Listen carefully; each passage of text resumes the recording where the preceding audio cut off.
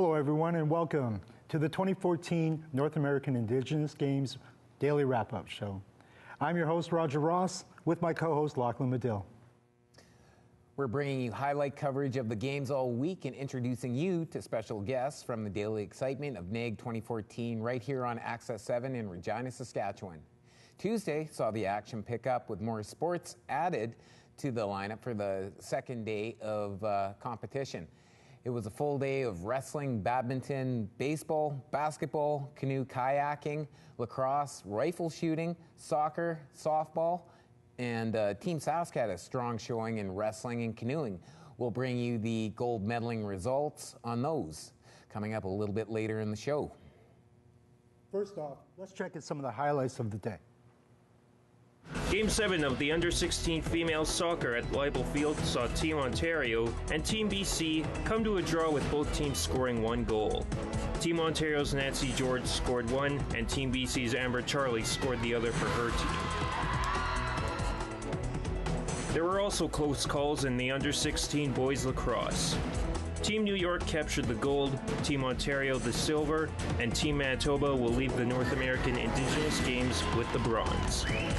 In the boys Under-16 lacrosse game, Manitoba beat Team BC 13-10. Manitoba played strong throughout, keeping BC a point or two behind at the end of each period. To Under-16 boys softball, after playing a grueling 5 innings, Team New Brunswick took a 12-3 victory against the Northwest Territories in a victory that asserted the team's presence. Team Saskatchewan's Under-16 boys softball game against Ontario turned out to be quite the game of numbers. Game officials were confused when it came to the scoring, but in the end, Team Nunavut ventured into Day 3 with high momentum, but this momentum almost vanished in the critical hour. After a strong showing with victories against New York and Eastern Door in the North, Nunavut fell to Colorado in a 27-66 loss. This was followed by a fierce 18-80 loss at the hands of Team Ontario. Colorado had a strong showing with a 66-27 victory against Nunavut and a 67-25 win against New York. But Colorado's past mistakes came back to haunt them. Their Day 2 loss against Ontario prevented Colorado from qualifying for the gold medal game. Lo and behold, Colorado will still play in the bronze medal game. Wisconsin made an impression that couldn't be ignored with Sunday's 76-6 crushing victory against Nova Scotia. Wisconsin pushed forward with a victory against British Columbia, but Day 3 would define the team's fate. After a 51-37 victory against Alberta, Wisconsin was knocked out of gold medal contention after losing 40-51 against Manitoba.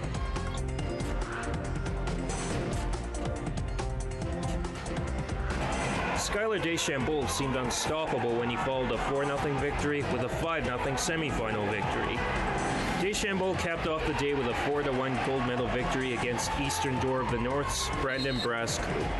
Rio Parisien ruled the ring with consistent 5-0 victories against 4 of his 5 opponents. Parisien's last opponent of the day was Nicholas Steers of the Eastern Door in the North. Parisien won 5-0 and left the University of Regina gym with a gold medal in the 69-kilogram division.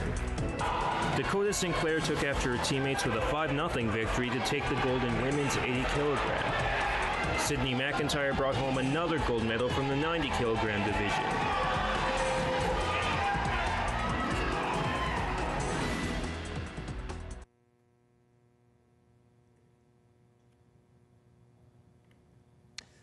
In other highlights, Team Saskatchewan went undefeated in all of their badminton matches for Day 3 of the games, but lost their soccer games. In the Under-16 female division, Northwest Territories beat Sask 4-0. In the Under-18 males, BC beat Saskatchewan 2-0. And in the Under-16 males, Ontario beat Saskatchewan 4-1. Now let's check out those scores, or the Team Saskatchewan gold medal winners who are at the top of the game.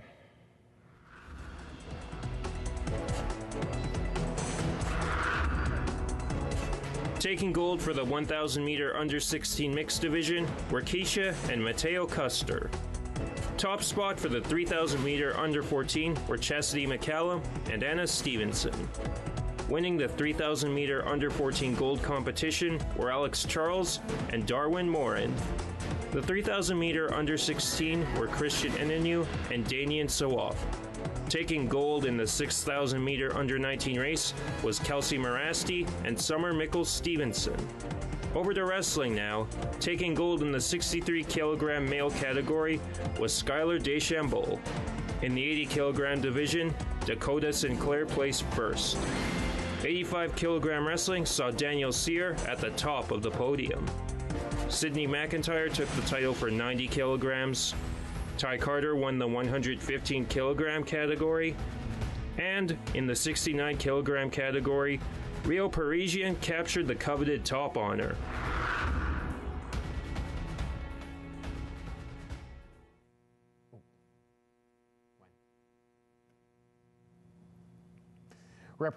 Represented by the smallest wrestling team brought to NAIG, the team netted 6 gold, 2 silver, and 1 bronze medal to win the wrestling title. This is the first time the wrestling title has been won by Team Saskatchewan. And in the studio today with us, we have Rio Parisien, who is shown here defeating Saez Wilson on his way to the gold medal match. Welcome to the studio, Thanks. Rio. Happy to be here. So tell me, obviously you're having a pretty good time at NAIG. What's it like for you? Well, I mean, all tournaments to me, there's just always something different about everyone. I mean, every time I step on the mat, it's just a different feeling. You know, it's so surreal and so intense. It's just something different every time, and that's why I love doing it. Well, you've competed in other events nationally. You're considering international events as well? But yeah, just this past year, I decided to go international, making my first national team. I went over to the World Championships in Serbia. Excellent. I happen to know, and I'm sure others who follow wrestling know that you come from a family of wrestlers. What's it like carrying that torch? Well, there's lots of good and lots of bad about it. I mean, definitely I feel it when they all come out and watch me. They're very supportive and everything, but they're quick to let me know what I need to work on and what's next and upcoming for me, what I need to do better.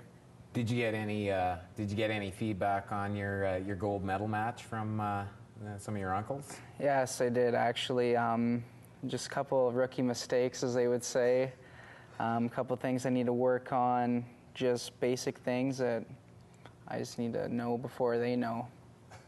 Yeah. Well, it's always good to have, that I guess that family background there. You know, these people are gonna, give you advice throughout your career. So, how long have you been wrestling? Well, I always wanted to at a young age, but I finally got going when I was around 8th grade, and then I just stuck with it ever since. I mean, my dad and my uncles were all really supportive of it, so they sent me all over. They sent me down to the United States and some of the best wrestling camps in the world, and that just made me get a lot better, and that's what helped me make the world team in 2013. Mm-hmm. How does it feel, Rael, as carrying your heritage into what you do? Do you think about that at all? Definitely. Every day I think about that. I want to make Métis people proud all over, and I just want to be there and be kind of a role model for people, and just think if you have a dream, you can do anything type deal. Just because you're Métis doesn't mean anything. I want people to be like, wow, and think, hey, that's a Métis guy, and he just made it that far, so why can't I? Wow. That's a good lesson for anybody, Rael. Yeah. Thanks for joining us today. Thank you, I appreciate it. And congratulations. Thanks.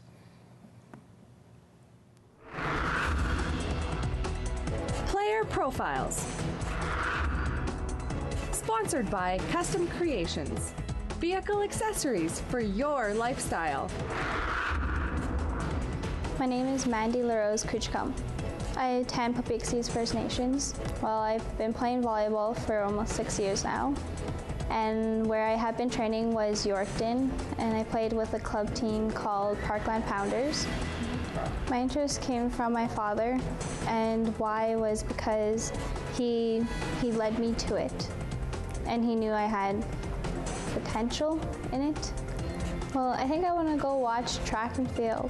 I want to see how that goes because I was a track player and I was a track star. And I want to see if anyone is going to beat my record. I'm hoping not. I'm hoping to be inspirational to Aboriginal youth across the province. Player profiles. Sponsored by Custom Creations. Vehicle accessories for your lifestyle.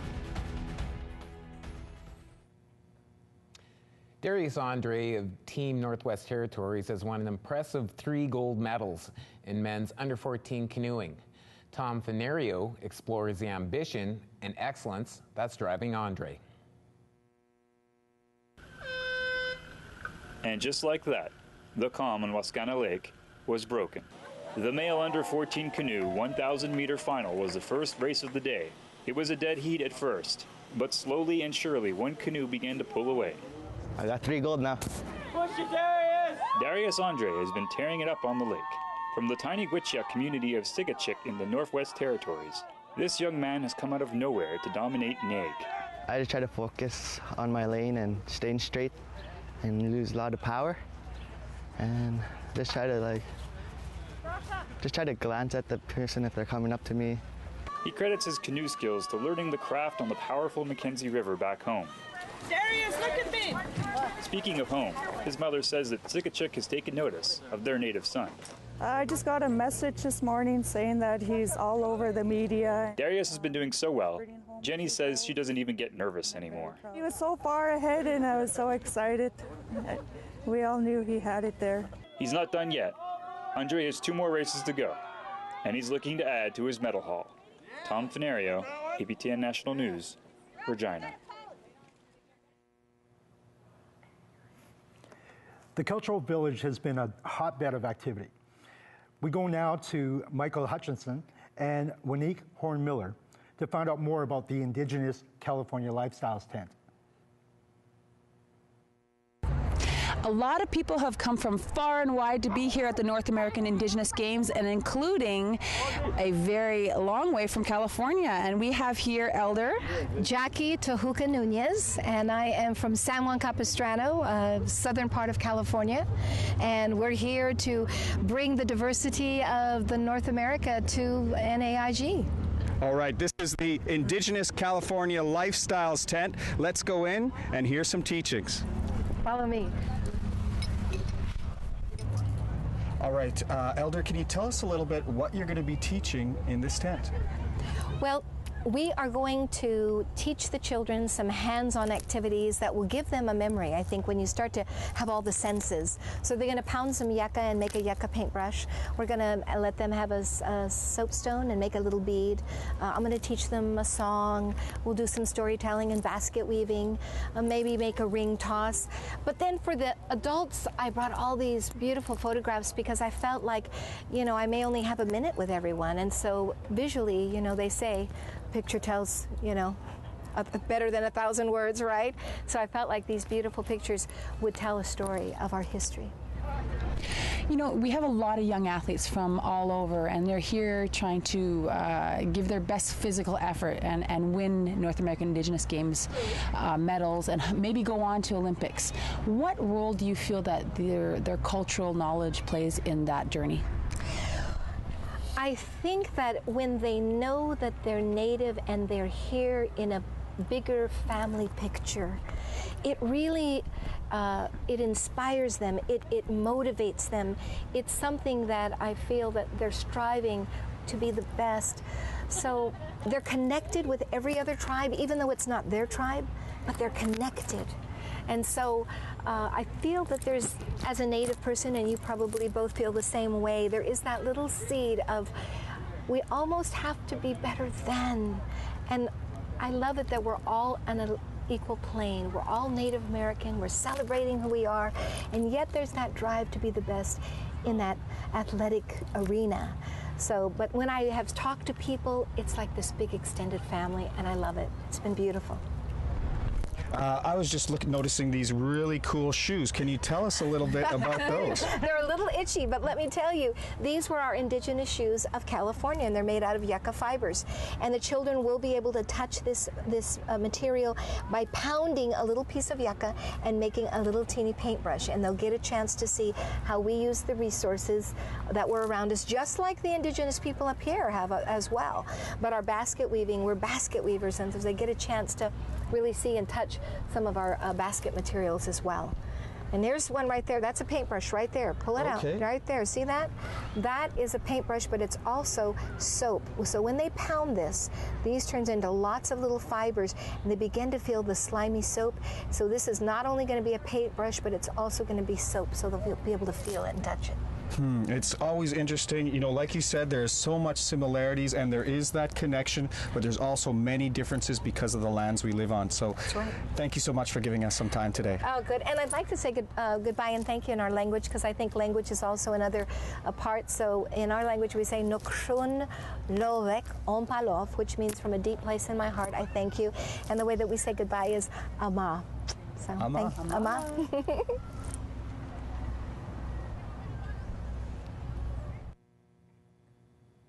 Our history and cultural legacy has unique ways of continuing to emerge. Natanas Piapot shows us how cultural practices survive by finding new homes and new minds to inspire. With all the sights and sounds of the North American Indigenous Games happening all around the city of Regina, a sense of calm can be felt at the First Nations University. Inside each of these teepees, there are many lessons to be learned for the youth attending the Games, and elders like Delbert Pasqua are more than happy to teach them. We want to distinguish the different customs, the different traits that each tribe carries. We're not all the same. People want to put us in the same boat all the time. We're unique in our own way. Delbert Pasqua is a descendant of Chief Pasqua, who is one of the chiefs who signed Treaty 4. Chief Pasqua made a pictograph to send to the Queen of England after the signing.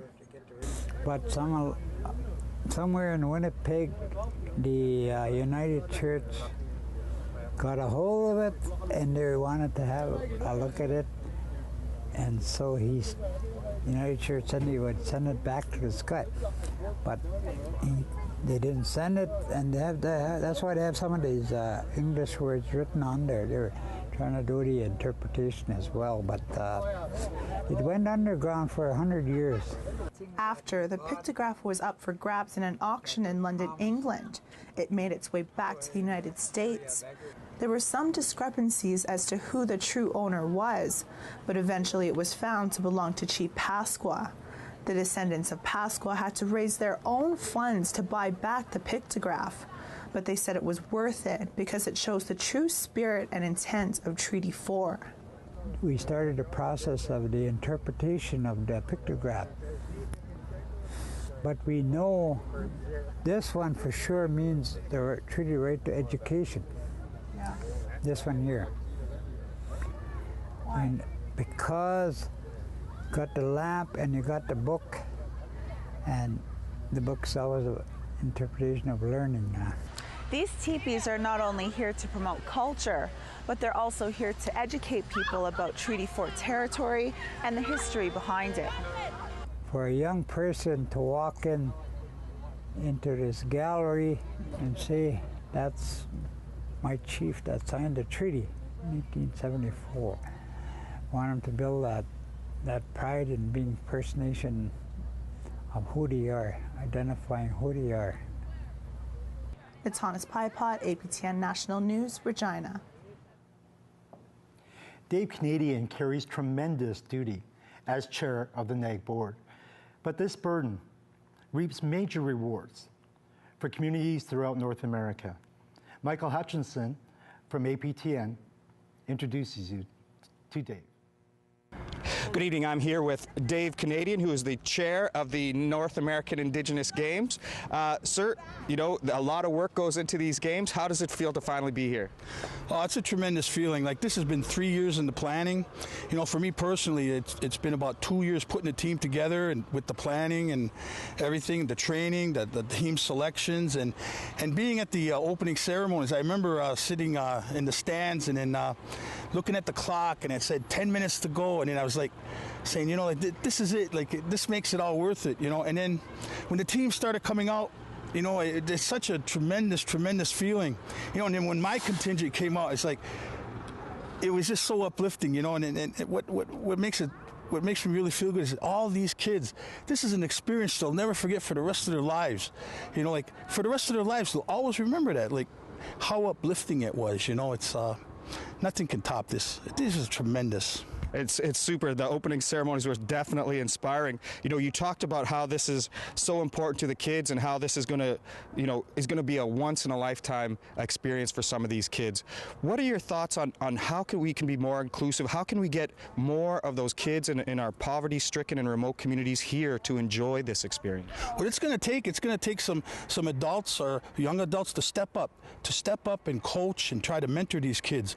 You know, when you do something like that, you're giving back to your community. For me personally, I gave back. For 21 years, I was the head wrestling coach. So you have to have people in your community who want to give back. That's what it's going to take. Get them involved at the grassroots level, you know, and then hopefully they'll take it on in junior high, high school, and hopefully they'll want to stay in sports and move on, like into hopefully the college level. And then if they stay in college and get their education, they come back and make their community stronger. You know, that's a great way of giving back to your community. That's what I think. Yeah. Well, you know, putting on an event like this is a huge endeavor. There's a lot of details that have to be taken care of, a lot of hoops to jump through for the city and all that kind of stuff. There's always people who are complaining about things that happen and that sort of stuff. You guys had a meeting last night to the board members. How did that meeting go, and what did you guys discuss? Well, you know, with any major games, there's always a few glitches, but they get worked out. You know, look at the Olympics. On the Olympic level, they always have problems, but they work it out, you know. And it's like any major games. I think we're going to work it out. I think the kids here are going to have an enjoyable time. They're going to remember this for a long rest of their lives. I look at the kids around here right now. They're enjoying themselves. They're making friends. Like right now, you see it. Like I see some of my members of my team making friends with members from Manitoba, Saskatchewan. You know, and that's what this is all about too. Friendships. I've made friendships from 22 years ago that are still here, and we're renewing it this week. Yes. You know, bumping into old friends that you met in Edmonton in 1990. Yeah, it's just these games are doing what they're supposed to do. Well, you had a long history with those games. So you know, what do you think the games, you know, overall have accomplished? How have they benefited our communities? You know, not just the kids here, but you know, all overall in general. Well, you know what? A lot of kids participate in these games, and they say, "I want to go to another one." Yeah. I want to continue in sports. I'm going to keep training. I want to make it to the next one. By doing that, they stay in school, you know, and they go away to college, or, you know, they stay in school, they keep training, they come back, and then when it's time for them, like we were talking about the grassroots level thing, then they give back. You know, like right now, at the last games, our archery coach he did well. He medaled. He was the gold medals. Now he's here coaching our archery squad this year. Same thing with our canoe team. You know, the coaches give back to the community. You know, and like for me personally, I've seen so many success stories. Like just in our community alone, we have 2 council chiefs who participated in the games. The chief of police participated in the games. The financial officer of our council participated in the games. You know, like. These are so many success stories, and it's because they participated in these games, they continued in sports, they got a better education, and our community is stronger for it. Yeah. So do you think we're watching future leaders and future politicians and future business leaders here today? Without a doubt. We're also watching future doctors and future lawyers, without a doubt. Yeah. The self-discipline of sport. Yes. All right, sir. Thank you so much for your time today. Thank you very much. And here are some of the faces of the day from the North American Indigenous Games. Hi, my name is Jenny Caffey, and all 3 of us are from the Northwest Territories. And we are here for NAIG, and we are Team NWT. What else? And we're here for drumming. My name's Jessie Toba, and we're from 4th grade up NWT. We're here for drumming, and it's really fun. Hi, I'm Jody Robson here with Destin Owatch and Victoria. That's Victoria Robson, and we're cheering for Team SAS for the NAIG games, particularly Heather Owatch, our younger sister. So go Team SAS! Yeah, go Team SAS! Woo! Hi, this is Cherise Sayre and Gista Kennedy. And we're from Chimnasing and Oneida. And we're excited to be here at the NAIG Games as a volunteer and a swimmer. Miigwech. I'm Jacob Klinkingberg, and I'm here for archery. And I'm from Willakuktuk NT.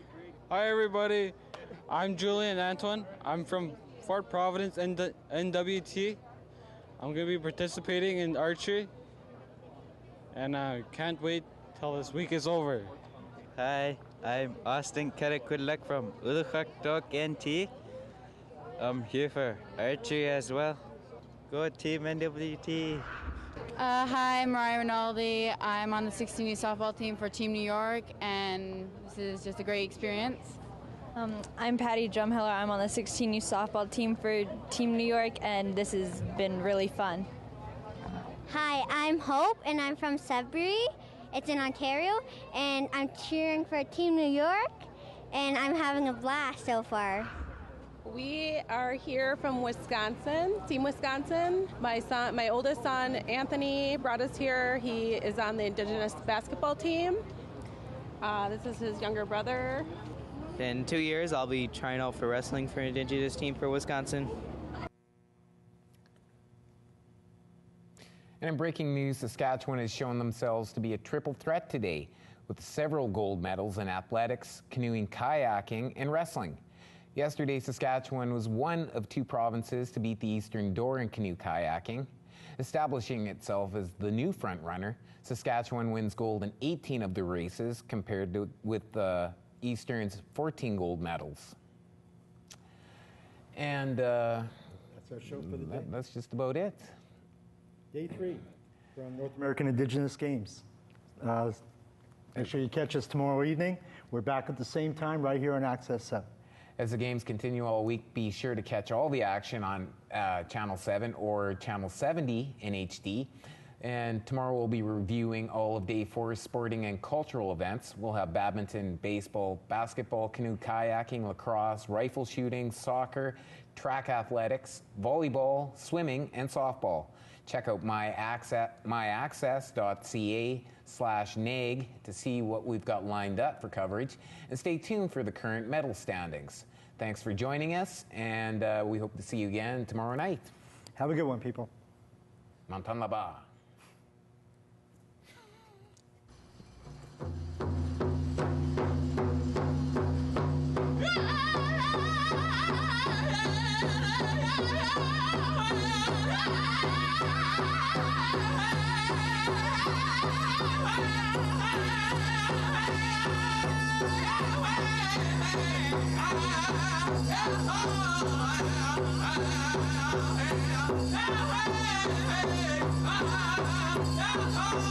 Hey!